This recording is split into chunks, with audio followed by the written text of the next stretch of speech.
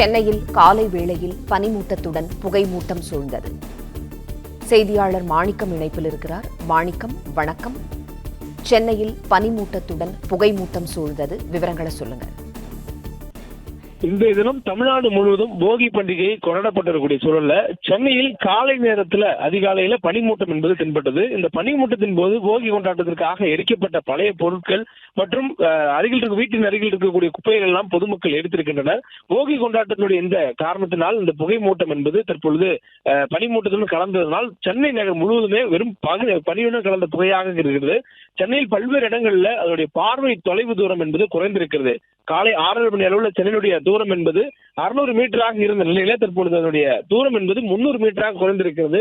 தொடர்ந்து அதனுடைய தூரம் என்பது குறைந்ததற்கான காரணம் இந்த பனியுடன் புகை சேர்ந்ததனால் பார்வை தூரம் குறைந்திருப்பதாக வானிலை ஆய்வும் தெரிவித்திருக்கிறாங்க. மேலும் காற்றுடைய தரமும் மிக மோசமாக குறைந்திருக்கிறது என மாசு கட்டுப்பாட்டு வாரியத்தினுடைய தகவலும் தெரிவிக்கப்பட்டிருக்கிறது. சென்னையினுடைய சராசரியான காற்றின் தர குறியீடு என்பது 108 என்ற மிதமான அளவில் மோசமடைந்திருப்பதாக மாசு கட்டுப்பாட்டு வாரியத்தினுடைய தகவலும் தெரிவிக்கப்பட்டிருக்கிறது. சென்னையுடைய பல்வேறு நகர்பகுதிகள், குறிப்பாக மைய பகுதியில் உள்ள அண்ணா நகர் உள்ளிட்ட பல்வேறு இடங்களிலும், அண்ணா சாலை, அதே போன்று மயிலாப்பூர், டி நகர் உள்ளிட்ட நகருடைய பல்வேறு குடியிருப்பு பகுதிகளிலும் கூட புகைமூட்டம் அதிக அளவில் சூழ்ந்திருக்கிறதை பார்க்க முடிகிறது.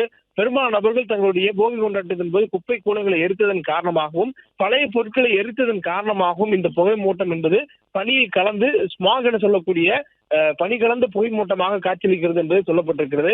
மேலும் இந்த காற்றுடைய தரம் குறைந்ததன் காரணமாக மூச்சு பிரச்சனை ஏற்கனவே இருக்கக்கூடியவர்களுக்கு வெளியில் வரும் பொழுது இந்த பனியில் புகை கலந்த காற்றை சுவாசிக்கும் பொழுது அதனால் ஒரு சுவாசிப்பதற்கான ஒரு சிரமம் இருக்கலாம் என்றும் சொல்லப்படுகிறது. அதே போன்று குழந்தைகள், பெரியவர்கள், வயது முதிர்ந்தவர்களுக்கு பனியுடன் கலந்த புகை என்பதனால் அவர்களுக்கும் இந்த சுவாசிப்பதில் சில சிரமம் இருக்கலாம் என்றும் சொல்லப்படுகிறது.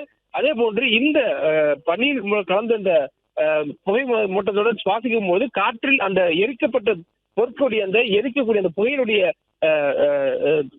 ஸ்மெல் என சொல்லக்கூடியது நுகர முடிகிறது. அதனுடைய நுகர்வு, அதனுடைய நெடி தொடர்ச்சியாக காலை அதிகாலை நேரத்தில் இருக்கக்கூடிய பார்க்க முடிகிறது. அதிகாலை நேரங்கள்ல காற்றுடைய தன்மை என்பது மிருதுவாகவும் ரொம்ப சுவாசிப்பதற்கு எளிமையாக இருக்கக்கூடிய சூழல்ல இந்த புகை கலந்ததுனால காற்றுடைய தரம் என்பது நெடி கலந்த காற்றாக இருக்கக்கூடியதையும் நம்மால் உணர முடிகிறது. பிளே ஸ்டோர் மற்றும் ஆப் ஸ்டோரில் இருந்து பாலிமர் செயலியை QR கோடு மூலம் பதிவிறக்கம் செய்யுங்கள். செய்திகளை உடனுக்குடன் பெறுங்கள்.